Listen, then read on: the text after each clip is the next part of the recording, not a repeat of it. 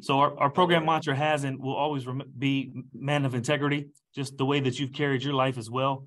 We're constantly striving to achieve academic and athletic excellence. How were you able to become the NFL Hall of Famer that you are when there's so much corruption, dysfunction, and challenge in the world? Wow. So first of all, thank you. I didn't get a chance to say that. Hello, everyone. I just turned my camera on, so I wanted to make sure I say hello to everyone. Thank you for having me. The question, how did I maintain my focus, is my faith. So that's number one.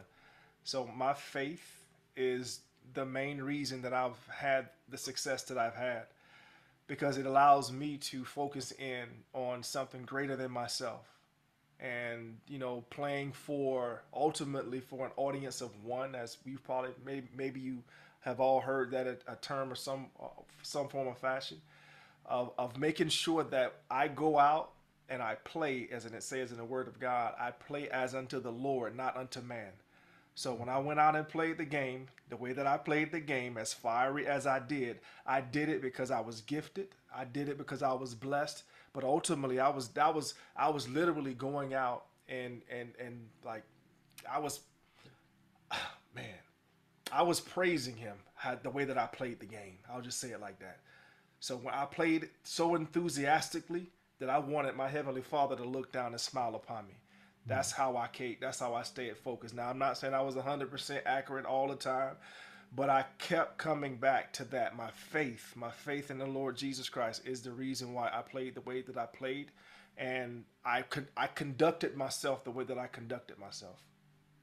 Thank you for that. And before we get to the second question, how are you able to maintain that in the face of people, even with the Word of God, that just Man. continue to say negative things day after day after day? So it's about your relationship, making sure that vertical relationship is the strongest part of your life. So that means I had to take time out of my day, make time to spend time, private, quiet prayer time in the mornings. I pray certain things I do every morning. And this started, gentlemen, this started all the way back, going back to high school for me. That when I really started my walk with Christ, I accepted it into my life in my junior year. And then going into that senior year, I began to do a lot of things differently. Begin to devote myself to separating myself from people that will prevent me from reaching my goal, which was to be a professional something. I didn't know it was going to be football. I wanted to be a professional something. And so separating myself from individuals that would prevent me from reaching my doggone goal, right? And so even back then started to do things like, going to Bible study, going to FCA that we would have, once a week in high school, going back all the way back to that point. Because I just don't want to talk about what I did as a player, as in the NFL. I wanted to show you even in my high school days that my focus, even though it was not as focused as I was as I got older, but I still had that desire to surround myself with the right people. So this is a book. I don't know if you can see this. Can you see this? Yes, sir. I know it's kind of reading backwards, isn't it? No, it's right on point. So you see what that says? Yes, sir. Men of integrity. And do you know who those two individuals are? Yeah, that's definitely you. And is that Bobby Taylor? That's Troy Vincent. That's Troy. Right. Okay. That's Troy Vincent. That's me and Troy Vincent. And this is on. This is like one of like a I forget what it's called. Um, it's your daily guide to the Bible and prayer. This is from Promise, something we did for a Christian athletics program, similar to FCA. I'll say it like that. So this talks about men of integrity, and that's what I wanted to be, a man of integrity. Integrity to me speaks of the things that I do away and out of the spotlight. It's the same things that I do in the spotlight. Integrity, so you can trust me.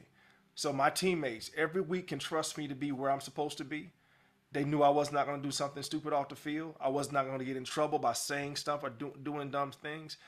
And one of the reasons I was able to do that was accountability. And so when you have people like this, and I put this up for a reason because Troy was one of my accountability partners on the team. So he helped me when I didn't maybe slipped up or did some things. He would be one of the guys that would help me get back in line. Our second question is going to come from one of my captains, Mr. Jordan Earl. Go ahead, sir. My question for you is, how are you able to shift your mindset of Brian Dawkins, the human being, to Wolverine on the field? Because, first of all, both of them are me. That's number one. I didn't become anything other than what God put inside of me. So I always say it like this, that Brian Dawkins never played a snap in the National Football League. Brian Dawkins is too nice. Brian Dawkins is too laid back. Brian Dawkins is too calm. But Wolverine, or Idiot Man, Wolverine, that's a different cat. When I flip that switch, oh my goodness, that's a different dude. But it's still me, but it's just a different part of me I'm able to show on the field. So once again, when I touch the field, when I cross that line and it's go time, oh my goodness, because I'm so excited. I'm so excited about what I'm about to do to those people on the other side of the field. They just don't know it. I've already seen what I'm going to do to some of them. They just haven't seen it yet. So all of these things is what I'm saying is that the thing that don't try to be anything other than what's already in you. So those individuals that have blessed me along the way, there's certain people in my life that have helped me see past what I could. You would say some of my coaches. I had to trust in what they saw in me until I can see what they saw in me.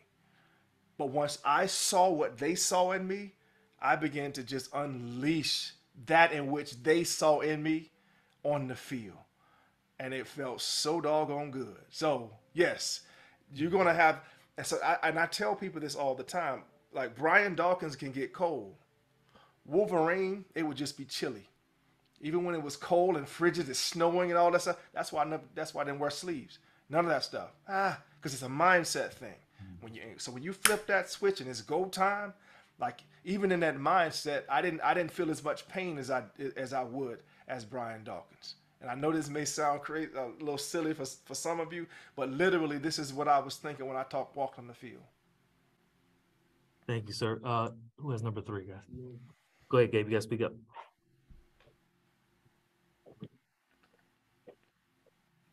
What are 3 non-negotiable nuggets of advice you would give to each student athlete for life or sport? Wow.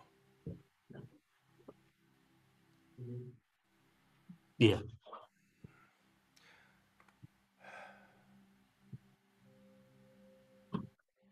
Non-negotiable nuggets.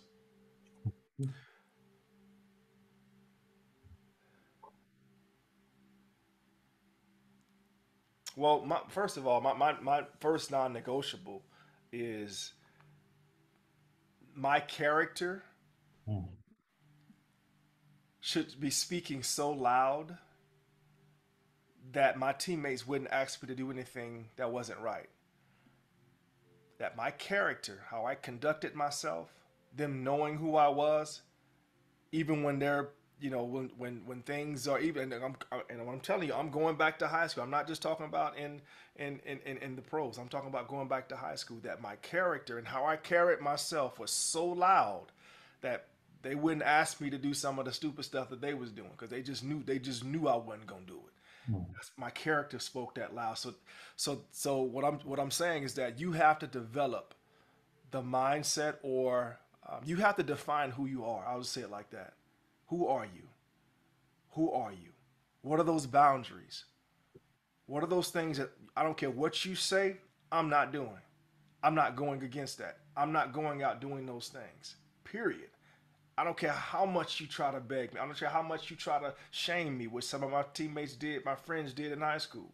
Oh, you done changed. Oh, you trying to be funny. Yep. I'm trying to be funny. Yep, I ain't going. I'm good. No, y'all go ahead. I'm good.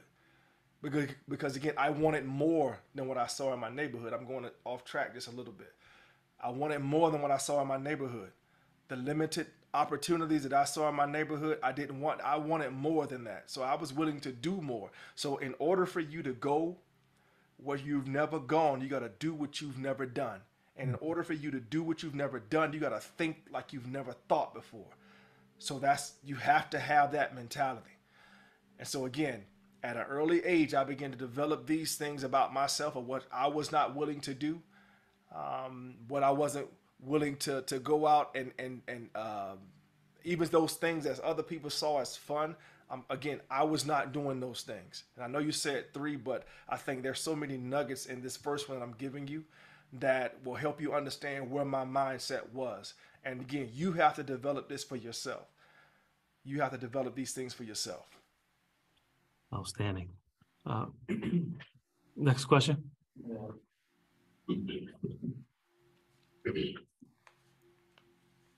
When dealing with the so-called haters, how did you not only ignore them, but thrive through in spite of them? Yeah. Well, I don't know if you've heard my Hall of Fame speech before, but my haters became my elevators. Mm-hmm. Like, they helped me. That's thank you. Like, I always use that. I didn't get a chance to kind of tell my story in the beginning because we jumped straight into questions. But growing up in the neighborhood that I grew up in, it wasn't supposed to be me. Let me slow down. I'm getting excited. It wasn't supposed to be me to have the success that I've had. It was supposed to be so many other people. I was always one of the smallest kids in the neighborhood. I was always fast, but I was always one of the smallest kids. But it wasn't supposed to be me. So I always felt I had to outwork everybody around me. I had to outwork you. You may be bigger than me, but you can't outwork me. You may have a bigger body, but your heart is not where mine is. That was always my mindset. And so that's the way I carried myself. That's the way I conducted myself. And so when people told me that I was too small, yep, you just gave me another log for my fire to burn. That's how I always approached it. So no matter what somebody says to me negatively, thank you. What? I can't do what? Gotcha. Thank you. That's going to be another 350. That's at the time, I think my max in high school was like that's 315. Now that's another 315 I'm going to try to get, right? So like, yeah, you giving me fuel. But here's what gentlemen, this is what I changed to. So then I went out to then prove them wrong, right? As I got older, I understood the error in that thinking. Because when you try to go prove somebody else wrong, who still has the power? They do. They do. But when you go out to prove you right, who has the power? You do. So that means you have to come up with a vision for yourself of where you want to be, what you're going to be. And you're just using the fuel of that negativity to help you work harder to reach that vision that you have of yourself. Because once again, I'm going to prove me right. I'm not trying to necessarily prove you wrong anymore. Does that make sense? Absolutely. Really well stated. Next question.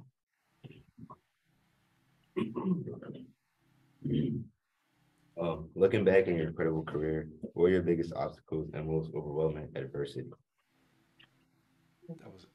That was okay. I'm sorry. Your biggest obstacles. I was trying to look for the person who said it, but I couldn't see. All right. My biggest obstacle. Mr. Brian, can you see him on the Henry wave real quick? He got him. Oh, okay, I got you now. Yep. I know what I'm saying. My biggest obstacle. What was my biggest obstacle? I'll give you two. I had two huge, tremendous obstacles. I didn't know if I could 100% do it. I didn't. I was just trying to make the team when I got to the Eagles. I was drafted in the second round. I didn't know if I can do it. Because again, it wasn't supposed to be me. How I got to Clemson, people don't know this, how I got to Clemson. How I got to Clemson, I was a throw-in player. Meaning that the team, Clemson wanted my quarterback so bad, which was Patrick Sapp at the time. He would have been like a 5-star in today's rating system. I would have been like a 1 or 2 star. And they wanted him so bad that he basically said, if I come to Clemson, Doc has to come with me. That's how I got to Clemson, right? So I was blown away that I'm getting drafted. I still couldn't believe that it was me. So I would literally, during training camp, I would be looking around the locker to make sure that I didn't have a note in my locker to come see the coach. Because I didn't know second rounders wouldn't get cut the first couple of years. I didn't know that. I thought that I can get cut at any time. So the first couple of years of my existence in the NFL, I'm constantly making sure that they're not going to cut me. So I had that anxiety. Can I do this thing, right? So that was the first couple of years in the National Football League. The other one was, it took me a while, and it took me that rookie year and going to where I went from a depression and some of the things that I went through that first year, for me to begin to talk to people about what was going on in my head. Because before that, I was not talking to anybody about anything. And because of that, I began to implode. and I went into a dark space. And so what I would then tell you is, if you have things that are going on in your life that you can't solve, problems you can't solve, issues that continue to come back, thoughts that continue to come back, find someone that you can talk to about those things, because I didn't for the longest time, and then it caused me a great deal of pain. I would just say my rookie year and what I had to go through to get to the place that I could actually go talk to somebody about the things. And this is I'm talking about from a mental health standpoint is what I'm talking about right now. So those two things are two of my biggest obstacles, were two of my biggest obstacles. And you not only overcame them, but you thrived in the midst of them. So we thank God for that. Yeah. Number 6. What did your daily workout routine look like at all 3 levels, and how is it the same and different? Yeah. So how it was the same is that I always was one of the pacers. So whatever I did, I was one of the pacers, because remember, I told you that I was always had to outwork everybody. And I felt that in order for me to get what I wanted, what I thought that I deserved, I had to outwork you. So I was always a pacer. So we're running laps. I'm one of the first guys, if not the first guy. Usually I'm the first guy, but I'm always one of the first dudes in laps. I'm talking to a basketball team, and that was literally where my greatest mindset came from. My basketball coach, we ran more than the track team.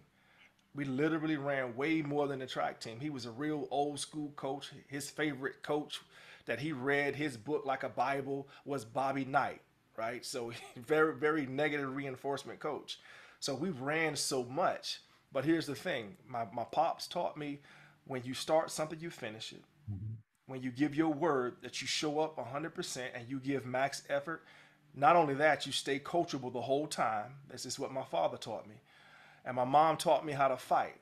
And my neighborhood taught me how to fight. So you put those two ingredients together, and that's how I went after doing work. So I give you that kind of monologue to let you know that I applied that to every place that I went. When I went to Clemson, because Hump, his name was Hump, because Hump couldn't break me, nobody can break me. So no matter what you ask me to do, and when I say laps, I'm talking about rerunning. Sometimes we run at 70 laps, 50 laps. Sometimes we would run 100 laps, right? And sometimes we would run the whole practice, and he would say, "All right, that's enough, balls up." So we didn't shoot in that one shot because we messed up in the figure 8 drill in the beginning of practice. So he made us run the whole time. So once again, I'm not quitting. I'm going to give you max effort. So when I did that, he got me so mentally strong, to be honest with you, in the way that he did things.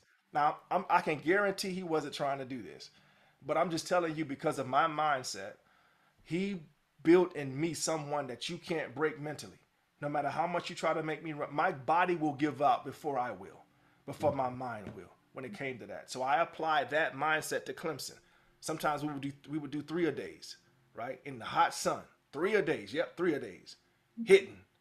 Still can't break me. IVs. I've gotten so many IVs because I cramp so much, right? Same thing with the NFL when I got there with the Eagles. So no matter what you do physically, as long as it's not abusive, I'm not talking about you hit me. I'm talking about running. You can't break me mentally. And that was one of the most powerful things I learned. And I learned that right there in Jacksonville in the 11th and 12th grade. Mr. Brian, can you elaborate on the fact that we talk about it with our guys every single day, of high skill set with low motor means absolutely nothing. Low skill set with a high motor, we can work with you. Can you let them know how, like you said, that work ethic will carry over? You've played with some of the greatest and seen the greatest in the world. Michael Vick, and I remember D Gunn always talking about Michael Vick at 5'11", in essence, dunking the basketball, no issues, no problems. Can you tell them what that low skill set level equates to? That's a great question, Coach. And let me tell you this. I'm someone that truly believes with 100% of me that because of my work ethic, because of the way that I push myself when nobody's watching, because I push myself, because I was always looking to how I can get better, I was able to bring out as much, if not all, of the athleticism that God put inside of me. And I was able to show that and showcase that on the field. Where there's been other guys that have been bigger than me, faster than me, all of those things, but because they had the skills, or because they had the athleticism, because they had the my good friend calls it the avatar. They were the avatars. They looked bigger than everybody else. So because of that, they didn't have to work as hard. But because I worked the way that I worked, I was able to outlast many of those individuals and even go higher than most of them. Because once again, because of my willingness to work, and I understood that I'm going to outwork you. And so that same mindset that I had when I was not necessarily seen as someone that was going to make it, when I went to Clemson and I had to be a tag-along player, even when I got into the National Football League and I had made at least 5 Pro Bowls, that was still my mindset, that I'm going to outwork you. I'm not going to settle. How can I get better? Coach, what do I need to do to get better? What are the things that I can look at? What are the supplements I can take to help me to get better? That was always my mindset because I refused to settle. Thank you, sir. Amar? Yeah. How was your overall experience with Philadelphia Eagles? Overall, oh my goodness, come on, man. No brainer. Oh my God, loved it. Absolutely loved it. Loved it. People ask me about the difference in Denver and Philadelphia, because I played in both of those places, and both of them are good football places. And I always equate it to this. Obviously, I love Wolverine, and so that's Marvel and comic books. And so I always talk about it like this. So in Denver, it reminds me more of like Superman, right? Like it's sunny. But in Philly, it really reminded me of more like Batman, like the Dark Knight. There's a darkness to it. That's it, like, and I used to miss the darkness of going into play at the at the vet, right? It's a dump, but it's my dump. It's our dump. Y'all can't talk about the dump. We can talk about it, but y'all can't talk about it. Then we went to the link, it's the same thing, but there was just a darkness that is hard to explain. But I loved it. I enjoyed. I grew into a man there in Philadelphia, and because of my upbringing, the way that I conduct myself, the way that I carried myself, I was able to connect with the fan base. Blue collar place. Everybody works hard for what they have. You don't blame other people for your mistakes. You take ownership. That's who I am. So we kind of fit hand in glove when it comes to that. But I loved it. I absolutely loved my time there. So do we, sir. Go ahead, Mark. What NFL team did you despise the most?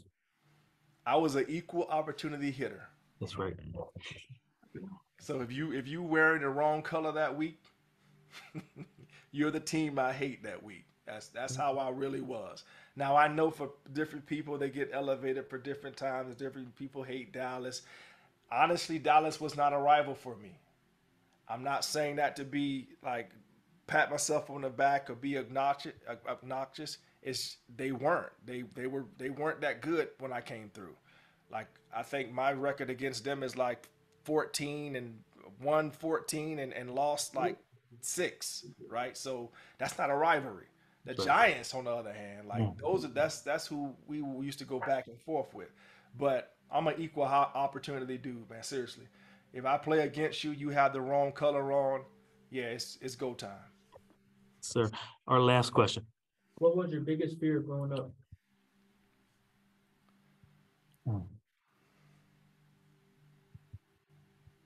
What's my biggest fear growing up?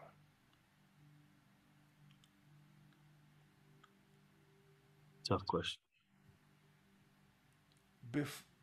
Before I got the vision that I got about being what I wanted to be, I didn't give you the story, so I'm not going to assume that you know what I'm talking about because I didn't give you the story. So my 11th grade year when I went, someone paid for me to go on a basketball scholarship up to FCA to North Carolina. And it was a basketball camp for a week in North Carolina, FCA.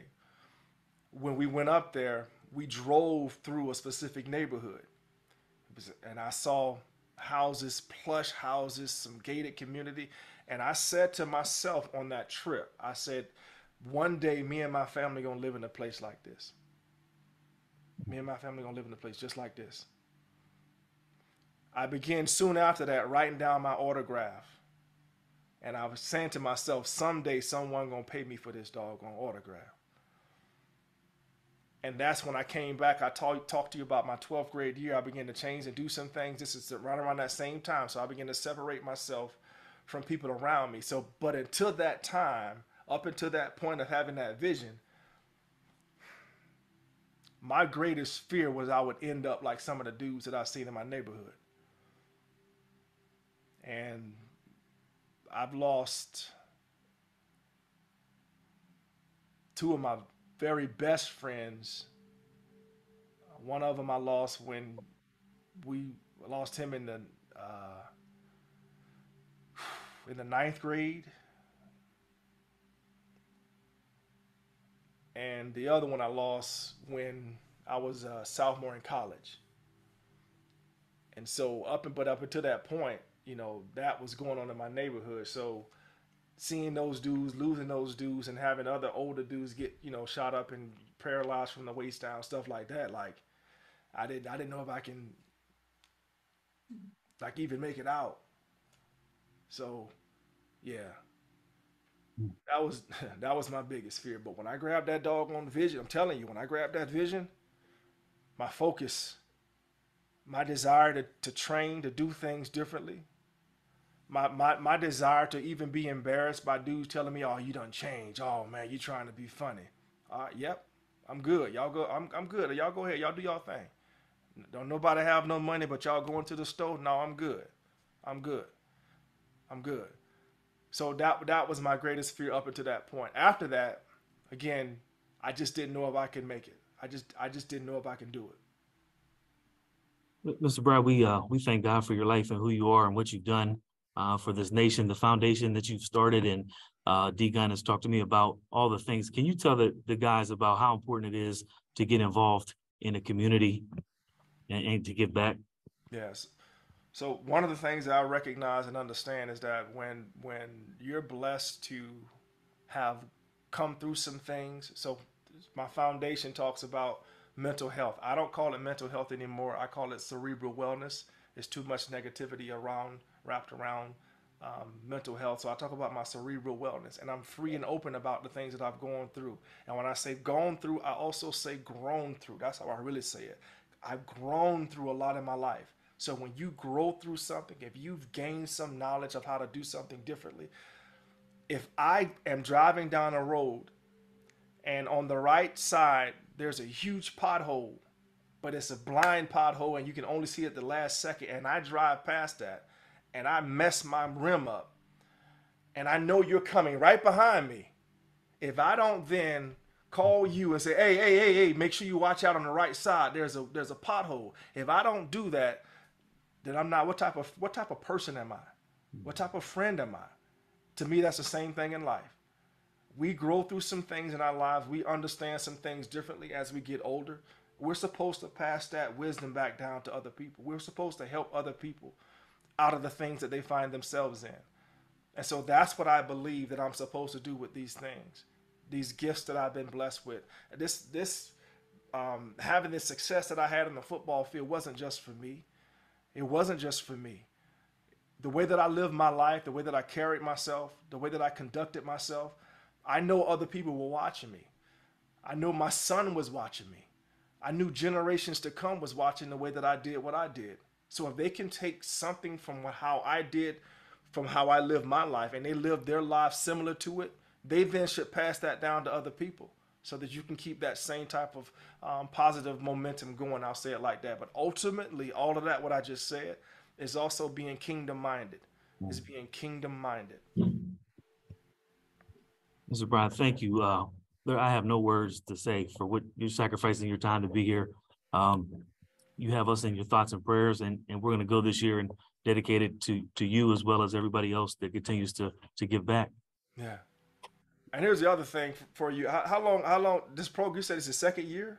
This is our second varsity year in the history of the school. We have 11th graders now. Yeah. So here's what I would say about that. I have an opportunity to look back over the fact that me being in the 11th grade, were blessed to win the state. And it was the first time that Rains High School had won the state basketball championship. So even before then,